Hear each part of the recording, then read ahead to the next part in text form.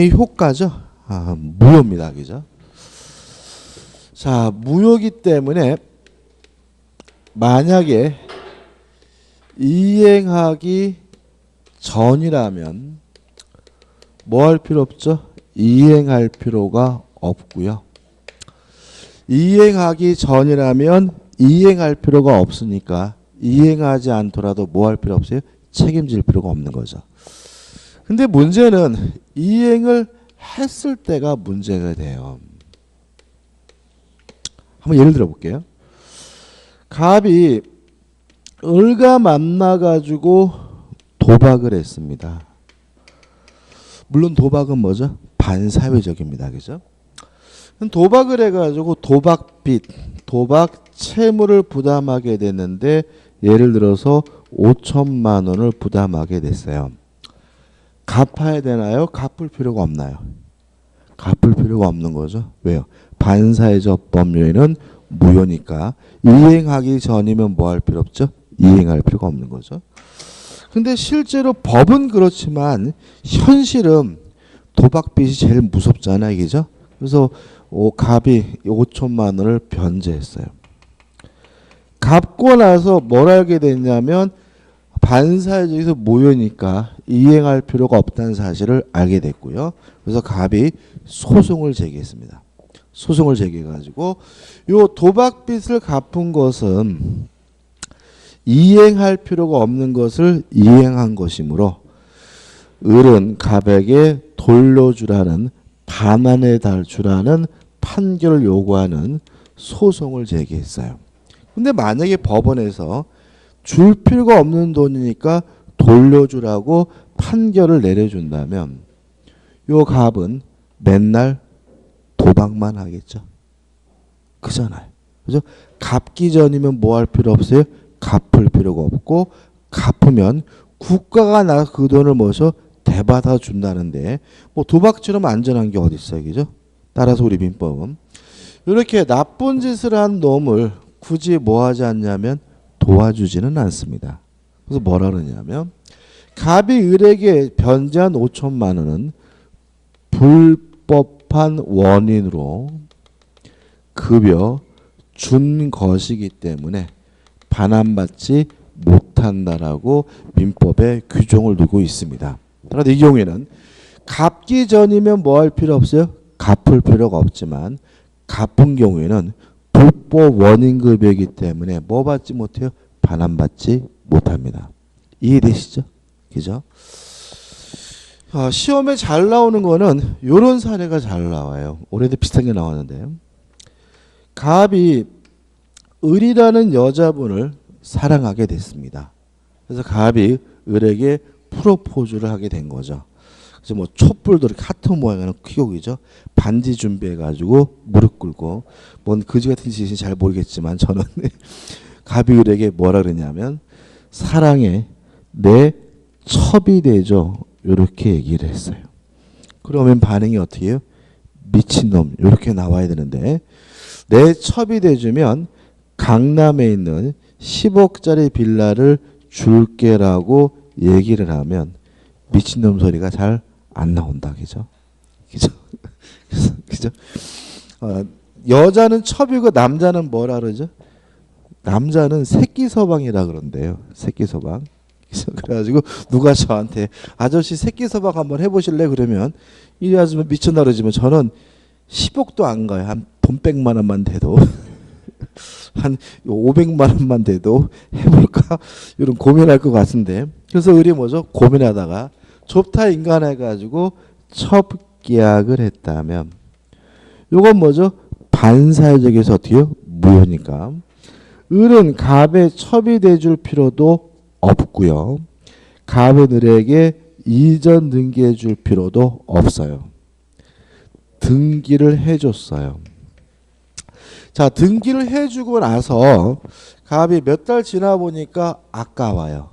이랬을 때 갑이 을에게 너한 첩계약은 반사회적에서 무효니까 요 빌라 돌려달라고 요구할 수 있어요? 없어요? 없다. 왜냐하면 갑이 을에게 등기해 준 것은 불법 불법 원인급여이기 때문에 뭐 받지 못해요? 반환받지 못해요. 그러면 이 빌라는 갑의 것이란 얘기예요? 을의 것이란 얘기예요? 을이죠. 따라서 불법 원인급여이기 때문에 반환받지 못하므로 소유권은 부동산인 경우죠. 상대방에게 확정적으로 귀속된다. 따라서 요 빌라는 누구 거죠? 을 거예요. 따라서 갑에게 돌려줄 필요도 없고요. 을이 이 빌라를 병에게 팔아먹고 병에게 등기를 해준 것은 지껏 지가 팔아먹은 것이니까 병은 선이든 악이든 묻지 않고 항상 뭘 갖게 돼요? 소유권을 갖게 된다는 거 주의하시기 바랍니다. 자, 불법 원인급여는 뭐 받지 못해요? 반환받지 못하므로 소유권은 누구에게 넘어갑니까? 상대방에게 확정적으로 기속되게 된다는 거 꼭 기억해 두시기 바라요. 그 다음에 항상 그러느냐? 아닐 수가 있어요. 만약에 두 당사자 중에 불법 없는 당사자는 반환받는 것이 가능하다는 것까지 기억해 두시면 퍼펙트 하고요. 요거는 뭘 생각하시면 되냐면 인질범을 생각하시면 돼요. 자, 한번 생각해 보세요. 네 딸 데리고 있다 1억 부져라 라고 하길래 1억을 주기로 약속했어요. 물론 인질범을 빼내기 위해서 1억을 주기로 한 것은 반사회적이어서 어떻게 무효니까 주기 전이면 뭐 할 필요 없어요? 줄 필요가 없는 거죠. 근데 실제로 어떻게 해요? 줬어요. 주고 나서 범인을 잡았어요. 그러면 당연히 내가 준 1억 내놓으라고 뭐 할 수 있어요? 요구할 수 있겠죠? 왜 그러는 거예요? 1억을 준 사람은 나쁜 사람이 아니잖아요. 두 당사자 중에서 누구예요? 불법 없는 당사자. 일반적으로 불법 없는 당사자는 누가 되냐면 피해자가 됩니다. 피해자는 뭐 받을 수 있습니까? 돌려받는 것이 가능하다는 것까지 꼭 기억해 두시기 바랍니다. 끝입니다. 그 다음에 넘겨보시면 뭐가 나오냐면 동계불법이 나오죠. 아까 했어요. 자, 법률행위 자체는 반사회적이지 않지만 그것을 하게 된 동기가 반사회적인 경우에는 언제 무효죠? 동기가 표시가 되거나 상대방에게 알려진 경우에 그때 비로소 뭐죠? 무효다. 이게 뭐죠? 판례 입장이고 교재에 나와 있는 내용이고요. 대표이자 한번 풀어볼까요? 다음 중 무효가 아닌 것이 나와 있는데 2번을 볼게요. 주택법의 전매행위 제한이죠. 이게 뭐였죠? 단속 규정이었죠. 아까 했잖아요. 그죠? 주택법에서 투기지역 등으로 지정되면 전매 자체 행위를 금지하는 경우가 있는데 이거는 뭐죠? 단속 규정이기 때문에 하다 걸리면 뭘 받아요?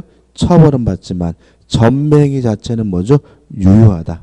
따라서 주택법의 전매행위 제한을 위반하여 한 전매약정은 뭐가 되죠? 유효가 되므로 답은 뭐죠? 2번이 되는 거죠. 1번 지문은 간단한 지문인데 다음 주에 할 내용이고 3번 관할 관청이 허가 없이 한 학교법인의 기본재산 처분은 이거는 유동적 무효에서 할 건데요. 무효고요. 그 다음에 4번 도박 채무를 변제하기 위하여 그 채무자의 체결한 토지 양도 계약은 도박이죠. 뭐죠? 반사회적에서 어떻게 해요? 무효인 거고요. 5번 공무원의 직무에 관해 청탁하고 그 대가로 돈을 지급할 것을 약정했다. 기억나시나요? 정당한 공무원의 직무 집행이라 하더라도 뭐 받고 하면요? 돈 받고 하면 뭐죠? 반사회적인 거죠. 그래서 우리가 요 5개 질문 중에서 아직 안 한 것은 뭐죠? 1번하고 3번이고 나머지는 했는데 자 2번이 뭐죠? 답이 된다는 우리가 충분히 알 수 있고요. 28회 문제니까 언제 문제죠? 작년도 문제죠? 뭐 이 정도 수준이에요. 그래서 실제로 요 반사회적인 부분은 반드시 뭐예요? 맞춰줘야 되는 부분이니까 잊지 마시기 바라고 수업한 것만 정확하게 내 것으로 만들면 됩니다. 그 다음에 우측에 보시면 이제 뭐가 나오냐면 예 질문 있어요? 전매 유예? 전매 행위가 유효다? 일단은 유효한데 요거는 뭐냐면 주택법의 전맹이 제한 금지 규정은 뭐라고요? 단속 규정이다. 아까 했잖아요. 그죠? 그래서 하다 걸리면 뭐는 받아요? 처벌은 받지만 행위 자체는 뭐죠? 유효하다. 그거 정확하게 기억하셔야죠. 그죠? 모든 전매가 다 유효다. 이렇게 말할 수는 없어요. 그죠? 자, 그 다음에 우측에 보시면 뭐가 나오죠? 이중매매가 나오는데 이중매매에 대해서 할까 말까 좀 고민인데요. 좀 보자고요. 자, 우리가 이번 달은 기본 강의이기 때문에 자세하게는 안 할 거예요. 이것도 뒤에 부분과 관련되어 있는 부분이기 때문에 한번 생각을 해보죠. 갑이라는 사람이 A라는 토지를 가지고 있어요. 근데 을과 만나가지고 예를 들어서 3억에 매매 계약을 하고요. 을이 갑에게 3억 원 대금을 다 지급을 했는데 문제는 갑자기 이 땅이 3억짜리가 5억으로 뭐 했냐면 폭등을 했어요. 그러면 을의 입장에서는 왔다죠. 왜요? 사자마자 얼마 벌었어요? 2억. 갑의 입장에서는 환장하겠죠. 왜요? 좀만 늦게 받았으면 얼마 받았을 땅이에요? 5억 받았을 땅인데 뭐죠? 3억밖에 못 받았잖아요. 보통 이런 일이 벌어지게 되면 갑이 을한테 전화하죠. 아이고 안녕하세요. 제가 이거 땅을 등기해 줘야 되는데 왜 땅값이 5억이라네요? 그 말은 뭐죠? 돈 좀 더 달라는 얘기잖아요. 그죠? 근데 을이 돈 더 줄 일이 없어요. 왜요? 이미 매매 대금을 다 준 상태니까. 아예 아저씨 그 쓸데없는 얘기하지 말고 빨리 뭐 해주세요? 이전 등기해 주세요라고 지랄거리겠죠? 그래서 갑이 고민하다가 내가 너한테 3억 받고 넘겨줄 수는 없다 해서 병과 만나서 5억에 매매 계약을 했어요. 이렇게 똑같은 물건을 두 번 팔아먹는 걸 우리가 뭐죠? 이중 매매라고 합니다. 자, 이러한 이중 매매는 원칙적으로 유효합니다. 자, 이중 매매는 원칙적으로는 유효하다는 말은 갑과 을 간의 첫 번째 매매 계약 물론 뭐죠? 유효하고요. 갑과 병 간의 두 번째 매매 계약도 뭐예요? 유효한 거예요. 자, 그러면 두 매매가 유효하기 때문에 누가 소유권을 갖냐면요. 둘 중에 먼저 등기한 사람이 뭘 가져요? 소유권을 가져요. 그래서 첫째, 이중 매매는 원칙적으로 유효하므로 소유권은 누구에게 넘어가냐면 선등기자, 먼저 등기한 사람에게 소유권이 넘어갑니다. 따라서 만약에 병이 갑에게 5억을 지급했다는 이유로 갑이 병에게 이전 등기를 해줬다면 병은 확정적으로 뭘 가져요? 소유권을 갖습니다. 다시 말하면 선등기자인 병이 뭘 가져요? 소유권을 갖습니다. 이중매매는 뭐 한 거죠? 유효한 겁니다. 여기서 좀 조심할 게 있는데, 자, 두 번째인데 이게 나중에 이제 계약법에서 볼 문제인데, 자, 그럼 다시 한번 보자고요. 요 갑과 을 간의 3억으로 한 매매 계약도 유효하죠. 그죠? 근데 갑이 병에게 5억을 받고 이전 등기해주면 갑은 을에게 등기를 못 해주죠. 후발적 불능이죠. 동의하시나요? 매매 계약할 때는 등기해 줄 수가 있었는데 이제는 을에게 등기를 못 해준다면 이게 뭐죠? 후발적 불능이고 후발적 불능은 뭐죠? 유효하죠. 뭘 져야 되냐면 책임을 져야 돼요. 그래서 을은 갑에게 채무 불이행 책임을 물을 수가 있습니다. 이거 다음 나중에 할 건데 채무 불이행을 이유로 계약을 해지한 후에요. 원상회복 청구할 수가 있습니다. 을은 갑에게 내가 준 돈 3억 돌려달라. 뭐 차원에서요? 원상회복 차원에서 청구할 수가 있는데 조심할 것은 뭐냐면 여기서 원상회복해야 될 것이 금전이면 반드시 뭘 붙이냐면 이자를 붙여요. 이자가 민법 몇 프로냐면 연 5%예요. 연 5%를 붙여서 원상회복 차원에서 3억 플러스 이자까지 돌려받게 되고요. 그 다음에 또 우리가 기억나시나요? 저번 주에 위법행위이면 뭘 청구할 수 있어요? 손해배상을 청구할 수 있는데 손해배상 원인은 불법행위거나 뭐 해야 돼요? 채무불행이잖아요. 자, 갑이 을에게 등기를 못 해주는 건 뭐죠? 채무불행이죠. 불법행위죠. 따라서 을은 병에게 별도로 뭘 청구할 수 있냐면 손해배상을 청구하게 되는데 요 손해는 어떻게 해서 내냐면 이행이익이 손해예요. 그러니까 이행이익이라는 말은 뭐냐면 을이 갑이 을에게 정상적으로 등기해줬다면 을이 벌 수 있었던 이익이 뭐죠? 손해예요. 얼마 벌 수 있었죠? 2억. 그러면 2억에 대해서는 손해배상으로 청구하게 됩니다. 여러분들 우리가 항상 조심할 것은 뭐냐면 유효하다는 말을 해도 된다라고 이해하시면 안 돼요. 눈이 말씀드리지만 무효라는 말은 이행할 필요가 없고 이행하지 않아도 뭐 하지 않아요? 책임지지 않는다는 얘기고요. 유효라는 말은 이행을 해야 하고 이행을 못하면 책임을 져야 되는 것이 뭐죠? 유효한 거예요. 이중매매가 유효하다는 말은 이중매매를 해도 된다는 말이 아니라 갑은 뭘 줘야 돼요? 책임을 져야 된다는 얘기예요. 그럼 이렇게 되는 거죠.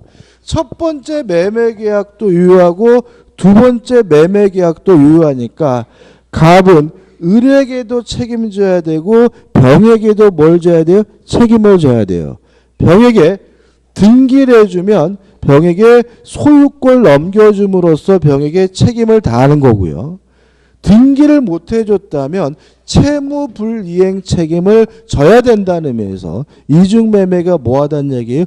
유효하다는 얘기지 결코 이중매매를 할 수 있다는 얘기는 아닙니다. 그래서 이 사건은 결과적으로 갑은 병한테 5억 받고 팔아봤자 이 5억을 을에게 뭐죠? 다 줘야 돼요. 그죠? 그죠? 합치면 5억이잖아요. 거기다가 3억에다가는 뭐까지 붙여가지고 이자까지 붙여서 다 줘야 되고요. 그거로 끝나지 않아요. 이거는 형사 책임도 형법에 따라서 처벌도 받는데 배임죄로 뭣도 받냐면 형사 처벌도 받아요. 특히 이 배임죄는 재질이 굉장히 안 좋은 것으로 평가되기 때문에 구속입니다. 그래서 여기 5억만 주고 끝나는 게 아니라 또 뭐까지 해야 돼요? 형사 합의까지 해야 되기 때문에 갑이 을에게 뭐죠? 탈탈 털리게 돼요. 그래서 항상 말씀드리지만 유효를 해도 된다, 해도 상관이 없다로 넘겨주면 안 돼요. 유효라는 말은 뭐라고요? 책임을 져야 된다는 얘기고 무효라는 말은 뭐예요? 하면 안 된다라는 말이 아니라 뭐죠? 책임질 필요가 없다라는 의미가 된다는 항상 가져가셔야 돼요. 그래서 물론 저번 주에도 계속 말씀드렸는데 올해 시험도 뭐가 나왔다고요? 무효면 책임지지 않는다라는 지문이 어떻게 출제됐다. 그래서 우리 공인중개사 시험에서 반드시 유효는 책임진다는 뜻이고 무효면 뭘 질 필요 없어요? 책임질 필요가 없다는 뜻이라는 걸 시험 문제 반드시 출제되고 있으니까 유의하시기 바랍니다. 이게 뭐죠? 원칙이에요. 자, 그 다음에 이제 항상 그러느냐? 아닐 수도 있습니다. 자, 병이 아는 것을 넘어가지고 갑의 이런 배임이라는 말은 배신이라는 얘기예요. 배신행위에 적극 가담하게 되면 이때 갑과 병 간의 매매계약은 반사회적 법률에 의해서 무효라는 것이 판례의 입장입니다. 다시 말하면 이중매매가 원칙적으로 유효하다는 말은 두 번째 산 사람 제2매수인이 선이든 악이든 소유권을 갖게 된다는 얘기고요. 다만 예외적으로 아는 것을 넘어서 제2매수인이 적극 가담하게 되면 이때는 갑과 병 간의 이중매매는 반사회적 법률행위로서 무효라는 것이 우리 판례 입장입니다. 자, 갑과 병 간의 매매 계약이 반사회적이란 이유로 무효가 되려면 어떻게 해야 돼요?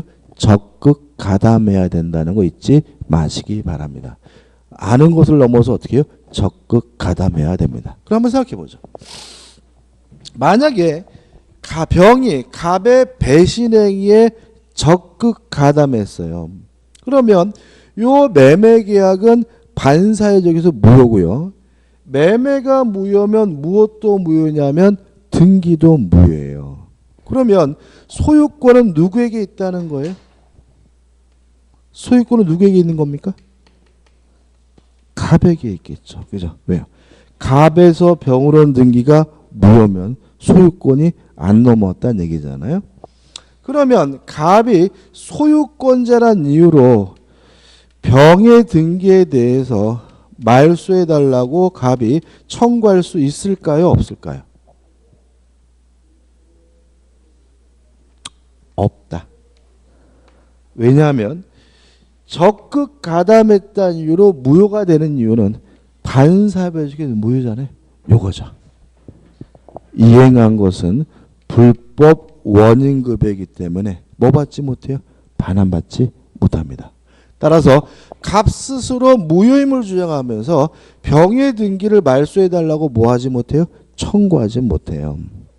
다만 제1 매수인은 병의 등기에 대해서 말소해달라고 청구할 수가 있는데 주의하실 것은 을이 병에게 직접 말소해달라고 청구할 수는 없고요.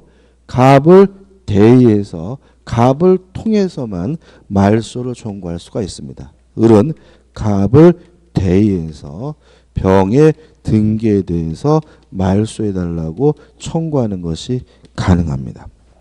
자, 우리가 나중에 이제 공부하다 보면 대의해서 청구한다라는 것이 대단히 중요한 논점이에요. 그래서 어떻게 시험 문제에 나오냐면 을은 병에게 직접 이전 등기해달라고 청구할 수 있다. X.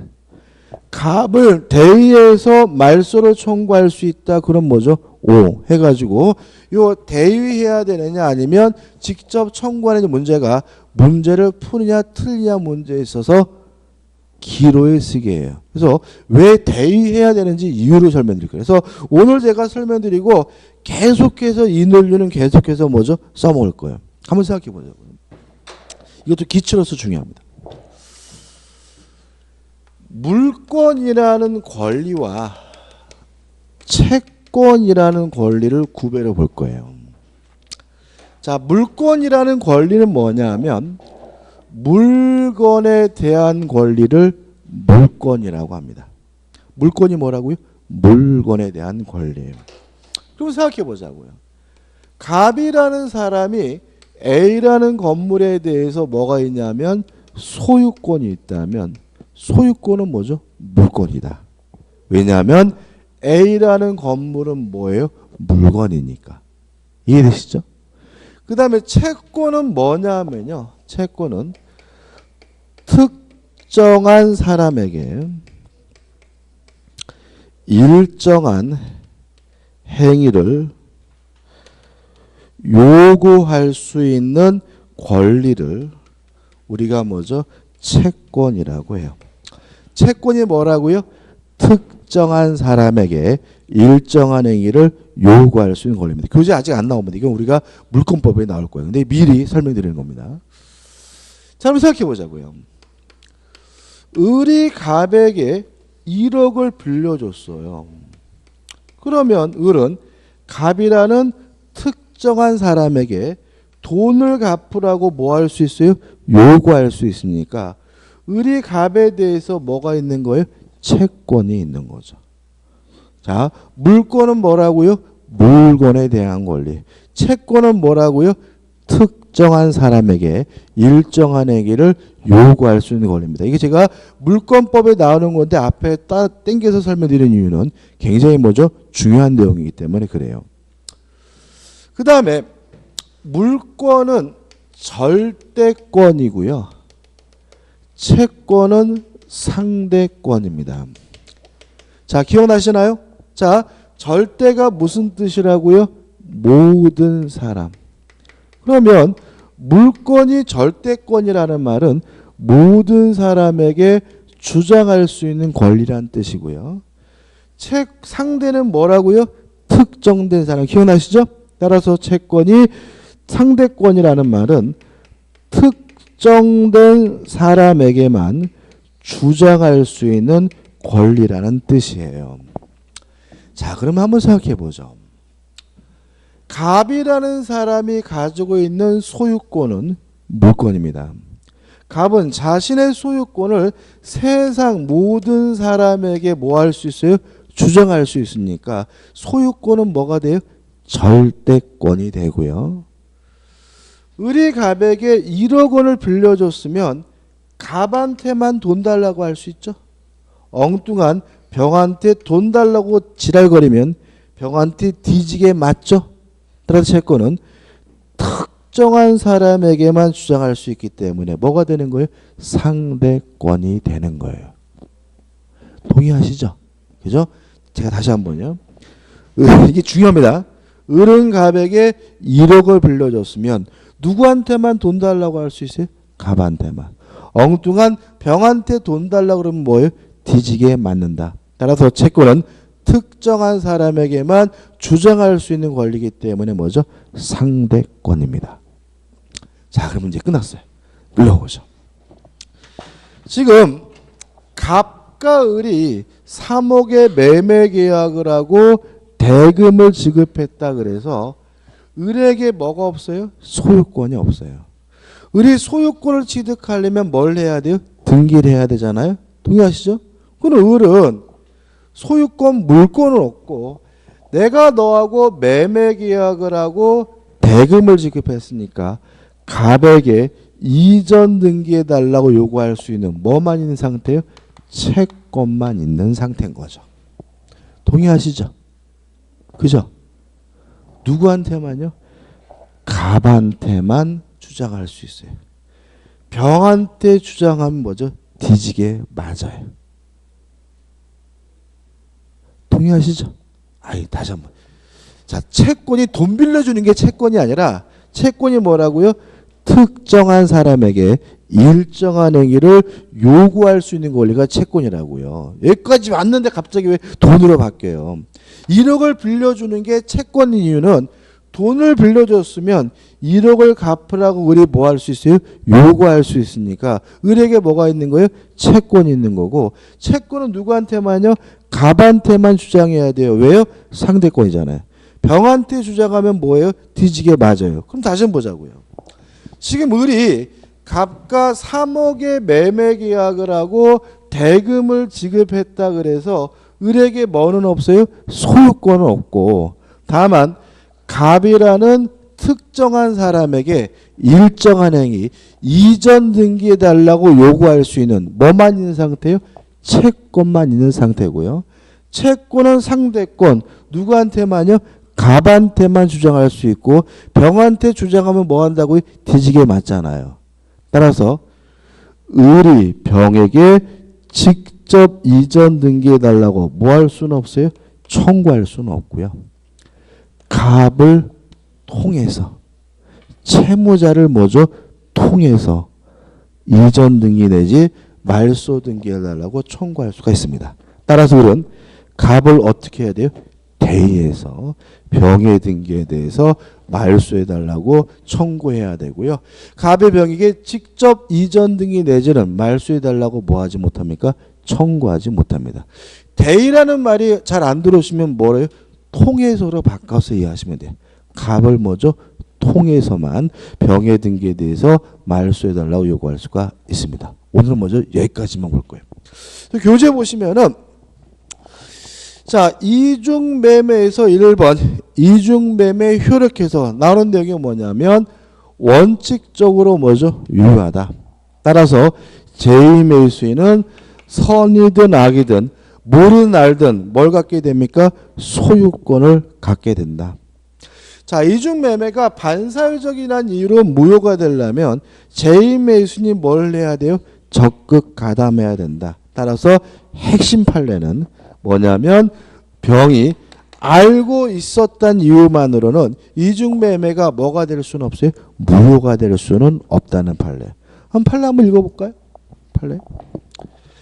부동산의 이중매매가 반사회적 법률행위로서 무효가 되기 위하여는 매도인의 배임행위와 매수인이 매도인의 배임행위에 어떻게 해야 돼요? 적극 가담한 행위로 이루어진 매매로서 그 적극 가담하는 행위는 매수인이 다른 사람에게 매매 목적물을 매도된 것을 안다는 것만으로는 뭐죠? 부족하고 적어도 그 매도 사실을 알고도 매도를 뭐예요? 요청하여 매매 계약에 이르는 정도가 되어야 한다. 다시 말하면 적극 가담해야 뭐죠? 반사회적이다. 그 다음에 2번은 무슨 얘기였습니까? 병이 만약에 아는 것을 넘어서 적극 가담하면 갑과 병 간의 매매 계약은 반사회적에서 무효고 매매가 무효면 무엇도 무효? 등기도 무효이므로 갑에게 여전히 뭐죠? 소유권이 있는 거죠. 그렇지만 갑은 자신이 소유권자란 이유로 병의 등기에 대해서 뭐 할 수 없어요? 말소를 청구할 수가 없어요. 왜요? 불법 원인급이니까. 을은 병의 등기에 대해서 말소를 청구할 수가 있지만 을이 가지고 있는 권리는 물권이 아니라 채권이기 때문에 갑을 통해서 갑을 대해야지만 뭐 할 수 있습니까? 말소를 청구할 수 있다는 내용이 나오고 있고요. 판례도 같은 수준이니까 한번 읽어보시기 바라요. 그 다음에 넘겨보시면 3번 이중매매와 유사한 법률관계에서 판례들이 나오는데 이거는 우리가 나중에 보도록 할 겁니다. 해당 부분에서 볼 겁니다. 끝입니다. 우측에 보시면 대표이자가 나와 있죠. 한번 풀어보죠. 갑은 자신의 X부동산 을에게 매도하고 계약금과 중도금을 지급받았다. 그 병이 갑의 배임행위 어떻게 했습니까? 적극 가담하여 갑과 X부동산에 대한 매매 계약을 체결하고 자신의 명의로 소유권 이전되기를 마쳤다. 다음 설명은 틀린 거죠. 나중에 이제 이런 분들이 생겨요. 나는요 이런 쪽인 문제는 풀겠는데 이렇게 갑을병자만 나오면 미치겠어. 이런 분이 생기거든요. 그건 저에 대한 배신이야. 왜 그러냐면 민법의 사례는 다양하지 않아요.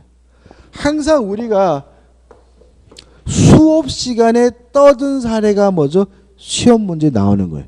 뭐가 나온다고요? 수업 시간에 떠든 사례가. 무엇도 안 바뀌어서요? 갑을병도 안 바꿔서.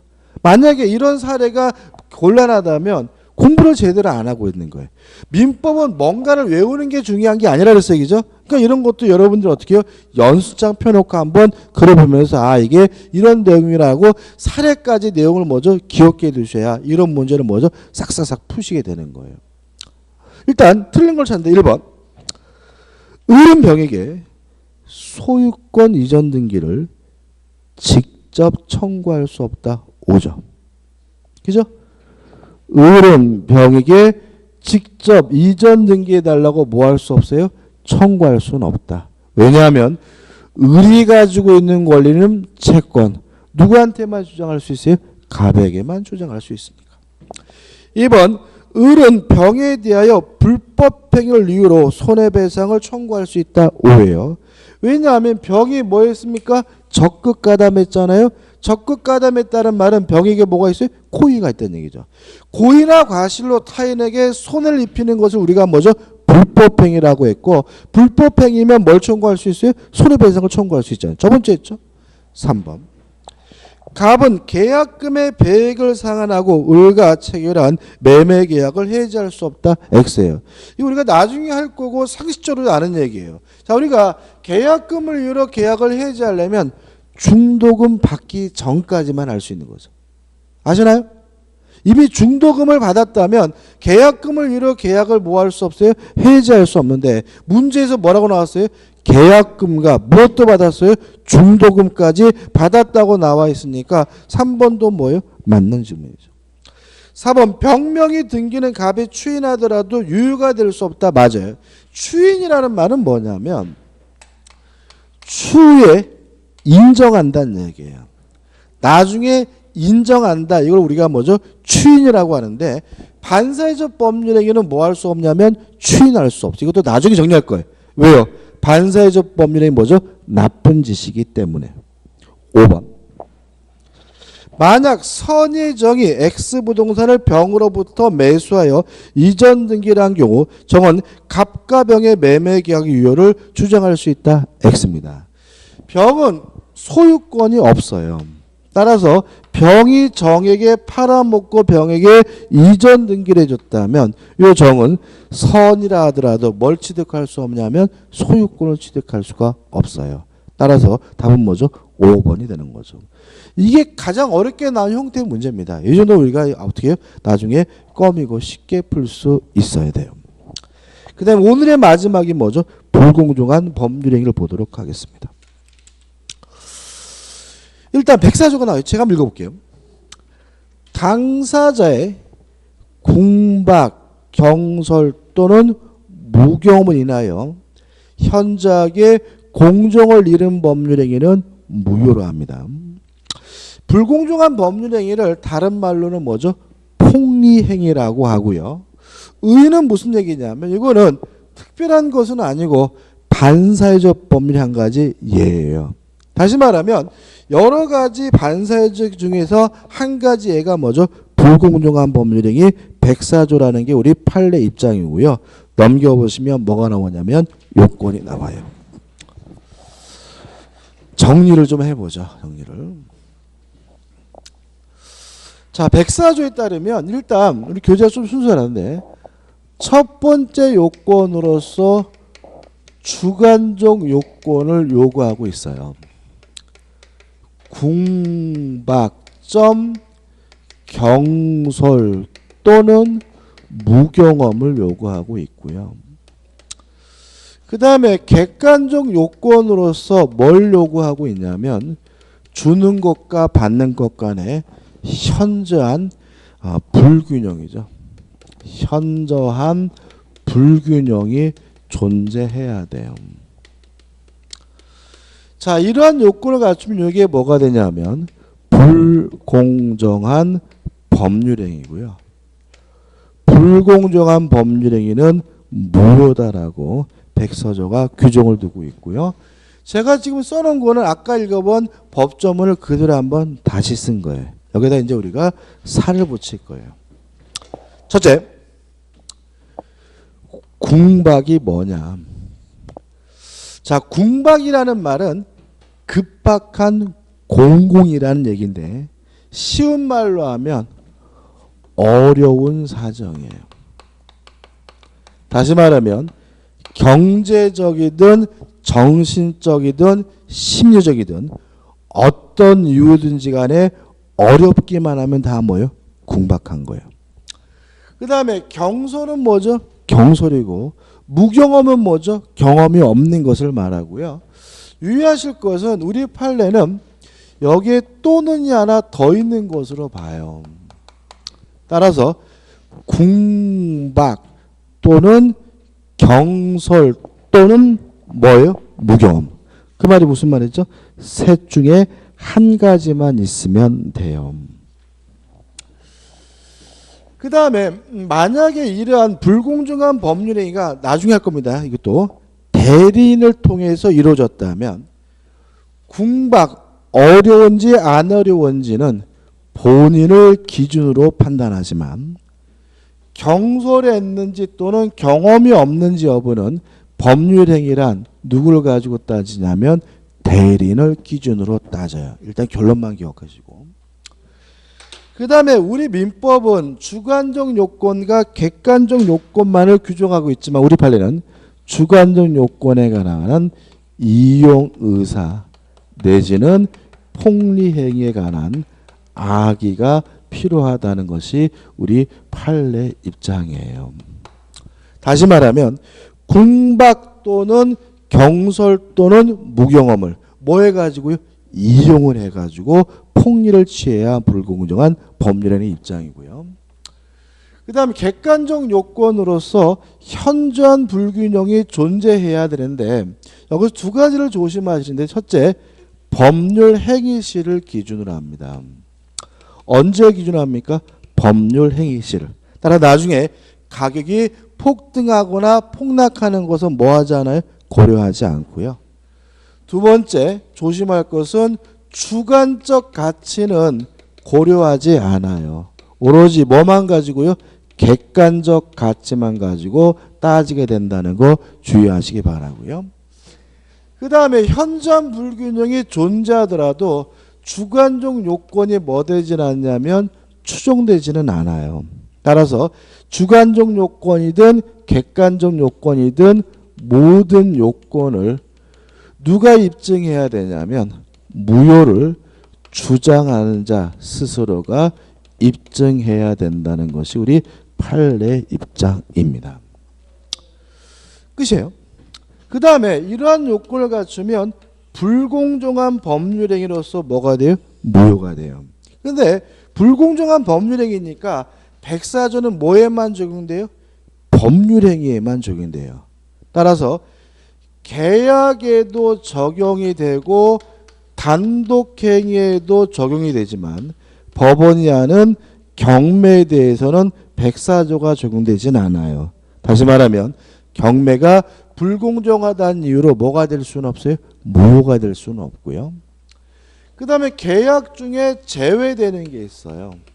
뭐가 제외되냐면 증여와 같은 무상 기부행위는 제외된다. 불공정하다는 이유로 뭐가 될 수는 없어요? 무효가 될 수는 없어요. 자, 이유를 좀 설명드릴게요. 자, 왜 경매는 적용하지 않느냐? 자, 이런 얘기입니다. 법원에서 하는 이 경매에 대해서 백사조를 적용하게 되면 경매제도가 와해가 돼요. 한번 생각해 보세요.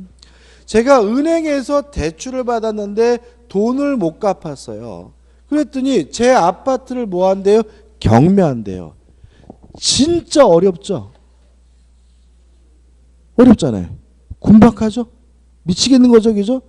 근데 문제는 이 그지 같은 놈들이 제 아파트를 강제로 깨서 가서 팔아먹었는데도 제 값 제대로 받나요?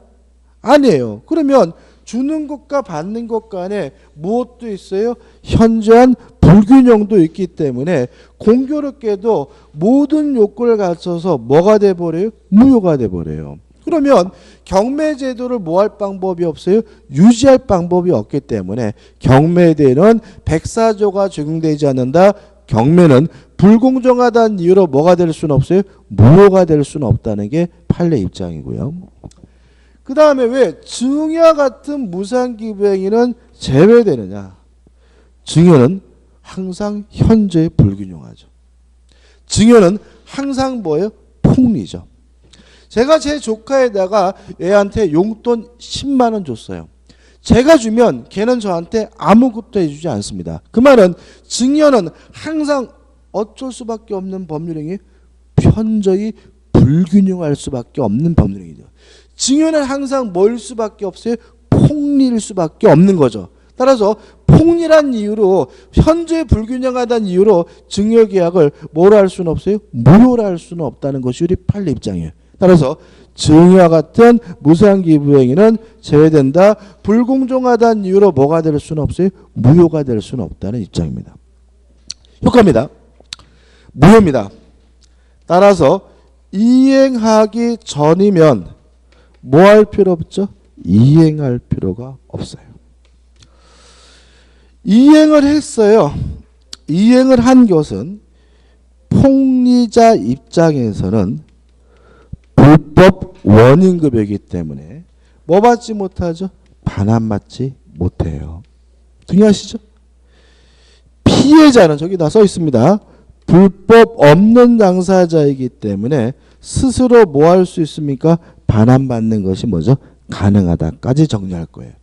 일단 이게 다 했는데 불공정한 법률행위에 대해서 시험 문제 아주 잘 냅니다. 근데 지금 여러분들이 교재를 읽으면 판례들이 나오잖아요. 좀 까다롭습니다. 지금 제가 판례까지 다 설명드린 건데 그래도 한번 될 수 있으면 읽어보려고 노력하시기 바라고요. 이거 어려운 부분 아닙니다. 처음 들어서 어렵게 느껴지는 것이 아주 기본적인 부분이니까 걱정하지 마시고 이것도 중요하기 때문에 우리가 뭐요? 한 2, 30번도 더 할 부분이기 때문에 뭐 너무 걱정하지 않으셔도 돼요. 자, 정리하는 의미에서 대표예제 한번 풀어보고 끝낼게요. 이제 몇 페이지로 가냐면은 64페이지 가시면 대표예제가 나와 있죠. 그죠? 오늘 한 부분이 의외로 시험 문제가 많이 나오는 부분입니다. 불공정한 법률에 관한 설명으로 틀린 것은 1번 경매는 적용되지 않는다. 5죠. 2번 무상계약하면 뭐가 떠오르세요? 증여계약이 떠오르시죠? 무상계약에는 적용되지 않는다. 5죠. 3번 불공정한 법률행위의 무효행위의 전환의 법리가 적용될 수 있다. 맞는 질문인데 이건 우리가 아직 안 한 거예요. 우리가 한 다다음 주 정도에 할 거예요. 4번 법률행위가 대리인에 의하여 행해진 경우 궁박 상태는 대리인을 기준으로 판단해야 한다. X죠. 궁박 어려운 사정이 있는지 없는지는 누굴 가지고 따집니까? 본인을 기준으로 하기 때문에 답은 뭐죠? 4번이 되는 거죠. 5번 매매계약이 불공정한 법률에 해당하는지는 경매 체결 당시를 기준으로 판단한다. 요거죠. 현저한 불균형이 존재하는지 여부는 언제 기준으로 합니까? 법률행위 시를 기준으로 하기 때문에 5번도 뭐죠? 맞는 질문이죠. 그래서 조금 복잡하게 처음에 느껴지지만 이 부분은 문제가 정형화되어 있는 부분이기 때문에 쉽게 맞출 수 있으니까 이 정도만 정리하시면 되고요. 오늘 여기까지 할 겁니다. 여기까지 할 거고 다음 주에 우측에 뭐죠? 법률행위 해석부터 해서 의사표시까지 들어가도록 하겠습니다. 자, 오늘 수고 많으셨습니다. 고맙습니다.